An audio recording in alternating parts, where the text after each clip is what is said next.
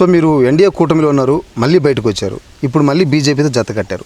అయితే ముస్లిమ్స్ బీజేపీకి దూరంగా ఉంటారు. ఫస్ట్ నుంచి కూడా బీజేపీ అనేది ఒక మతతత్వ పార్టీ అని ఒక ముద్ర పడింది ఆ పార్టీ మీద. ఈరోజు మళ్ళీ మీరు బీజేపీతో కలిస్తే ముస్లిమ్స్ ఓట్లు కోల్పోయే అవకాశం ఉందని అంటే మీరు అన్నారు, ఈ నియోజకవర్గంలో ఎక్కువ మైనారిటీస్ ఉన్నారని. సో ఆ ఓట్లు కోల్పోయే అవకాశం ఉందని మీరు అనుకుంటున్నారు?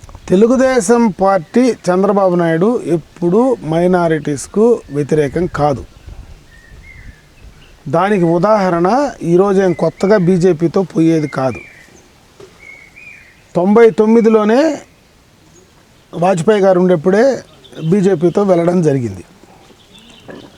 ఆ రోజే అబ్దుల్ కలాం గారిని ప్రెసిడెంట్ ఆఫ్ ఇండియా చేయడానికి చంద్రబాబు నాయుడు గారు ప్రయత్నం చేశారు. ఆయన తీవ్ర ప్రయత్నంలోనే అది జరిగిందనేది జగమెరిగిన సత్యం. ఇంకొక పక్క బీజేపీతో ఎప్పుడు కలిసి ఉన్నా ఎక్కడ కానీ మత ఘర్షణలు లేవు. తెలుగుదేశం ప్రభుత్వం అధికారంలో ఉండేటప్పుడు మత ఘర్షణలు లేవు.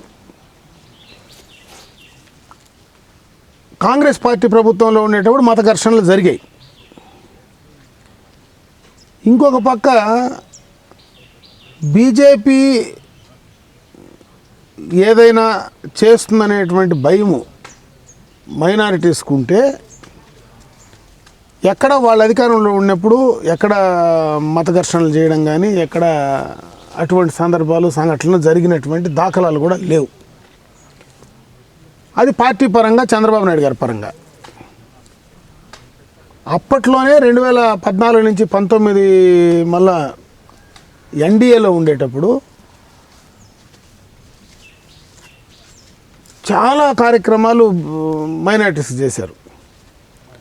99లోనే ఈద్గాలకు, దర్గాలకు, మసీదులకు డబ్బులు ఇవ్వడం ఎన్డీఏతో కలిసి ఉన్నప్పుడే.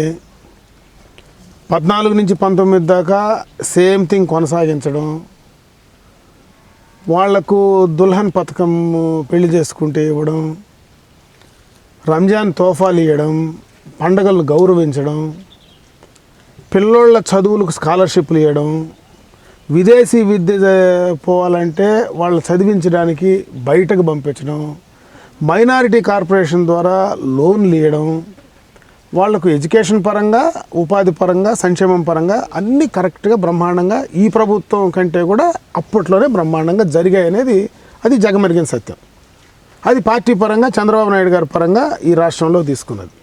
ఈ నియోజకవర్గ పరంగా, ఈ ప్రాంతం పరంగా మా తండ్రి గారు శాసనసభ్యుడిగా, పార్లమెంట్ సభ్యుడిగా ఉన్నప్పుడు, రాజకీయాల్లో ఉన్నప్పుడు మైనారిటీస్కి చేయాల్సిందంతా ఫస్ట్ ప్రయారిటీ కింద చేసుకుంటూ వచ్చాం.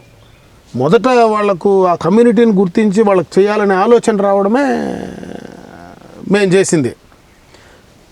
వాళ్ళకు కావాల్సినటువంటి పుంగనూరులో ఐటీఐ కావచ్చు, ఎడ్యుకేషన్ వాళ్లకు ఉర్దూ స్కూల్స్ కావచ్చు, పక్కన పోతే కనపడతాయి ఉర్దూ స్కూల్స్ అన్నీ. మేము తెచ్చిన ఉర్దూ స్కూల్స్ హై స్కూల్స్ ఇక్కడ దాదేపల్లి ఉంది పక్కన, పుంగనూరు కాన్స్టిట్యున్సీలో దాదేపల్లి హై స్కూల్స్. కానీ ఉర్దూ స్కూల్లో ఉర్దూని ఎంకరేజ్ చేసిందే మా ఫాదర్.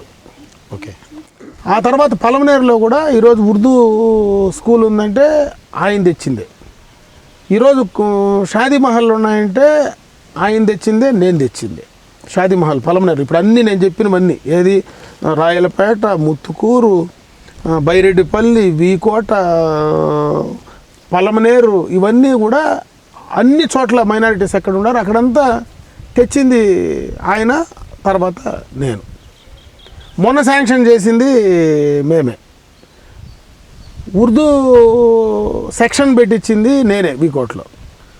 అమ్మాయిలు చదువుకోవాలనేటువంటి ఆలోచన తీసుకొచ్చింది నేనే. వాళ్ళకి కావాల్సిన రెసిడెన్షియల్ స్కూల్ ఊర్లో పెడితే కానీ అమ్మాయిలు చుట్టుపక్కల అక్కడ చదువుకుంటారని ఆలోచన. అంటే మైనారిటీస్కు ఎప్పుడూ కూడా ఎవరు ఎన్ని చెప్పినా మా కుటుంబం, మేము పర్సనల్గా వాళ్ళకి ఏ ఇబ్బంది రాకుండా వాళ్ళ మంచిగా చేరే కార్యక్రమమే చేస్తున్నాం. అక్కడ బీజేపీ ఉందా లేదా ఇంకోటి ఉందా అనేది అప్రస్తుతం.